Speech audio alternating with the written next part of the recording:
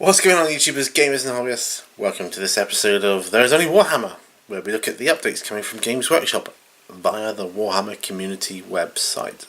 As you can see, I'll try a different camera angle, by the way, so, bear with me on that.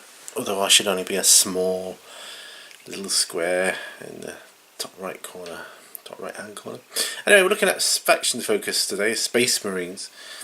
Faction Focus returns today as Frankie is back to tell us a bit about the Adeptus Astartes.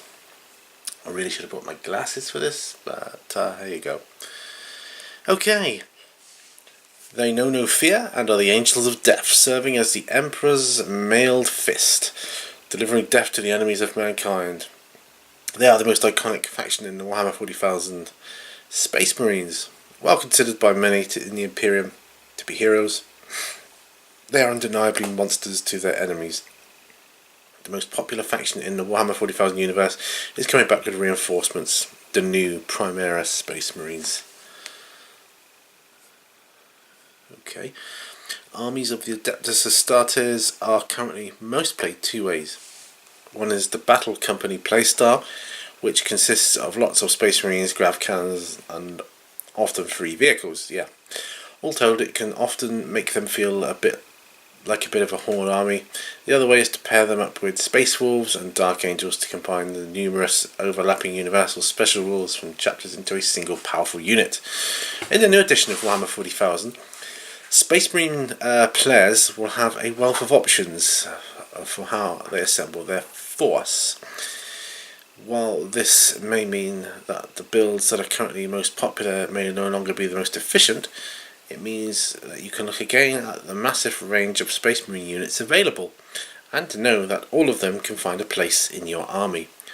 Let's start with the Centurions, since these guys have been very popular since their release. They get the Centurion missile launcher, which is D3 shots at strength 8, AP -2, which do D3 damage. They can also take 2 las cannons, which means these guys are terrifying against high toughness, high wounds models, yes. Now, if hordes are what you fear, don't worry, you can still make 2 heavy bolters and the hurricane bolters, dishing out loads of shots every turn. These models will be extremely hard to kill with their 2+ save and 3 wounds. And be sure to keep an apothecary nearby to keep those guys alive and kicking. Excellent. But what about the question everyone has on their minds? What about grav cannons? Let's just move this slightly. What about grav cannons? The weapons that single-handedly changed the game in the current Warhammer 40,000. Well, I'm very happy to say that grav weapons are still good, but have been mercifully toned down to a much more reasonable weapon. They now no longer relegate so many units in the game to being relatively poor choices, but they still pack a nasty punch for those of you that have these models in your collections. And let's have a look what we've got here. Grav cannon and grav amp, 24-inch. It's heavy 4. 5+, no, that'll be probably strength 5, AP -3, damage 1. If the target has a save characteristic of 3+ or better, this weapon has a damage characteristic of D3. Oh, I see, yeah. Next up, let's talk about Predators. Haven't been seeing much play in quite a long while. As noted above, with the abundance of grav weapons on the tables, being a vehicle was a hindrance. Luckily, that is no longer the case. Predators are powerful, able to carry 4 las cannons into battle while being toughness 7 with 11 wounds. This vehicle is now a very scary unit. The Predator will be in your backfield, raining death upon transports and elite units alike. Or load them up with the Predator autocannon and heavy bolters, or a mix of any of those choices, as you can fire every weapon at a different target. Make sure to get those bad boys a new paint job in honour of the new edition, and make some room in those army cases, because Predators are back. I think I have got one actually. how about we talk a little about the famous Primarch that just came back, Robote Guilliman. We've all seen his stats and he looks like a beast with his 9 wounds and 6 attacks. His gun is also good, being rapid fire free, giving him 6 shots at half range. It is also strength 6 AP -1 and does 2 damage per shot, essentially an autocannon with more shots on a platform that hits on 2s and is hard as nails to kill. He also wields the Emperor's Own Sword, which gives him +2 strength and slices up enemy armour with AP -4 and D3 damage per swing. Plus, on the wound roll of a 6+, the weapon does an additional D3 mortal wounds. Ouch. This guy can kill most things in the game by himself. Wow, glad I got him.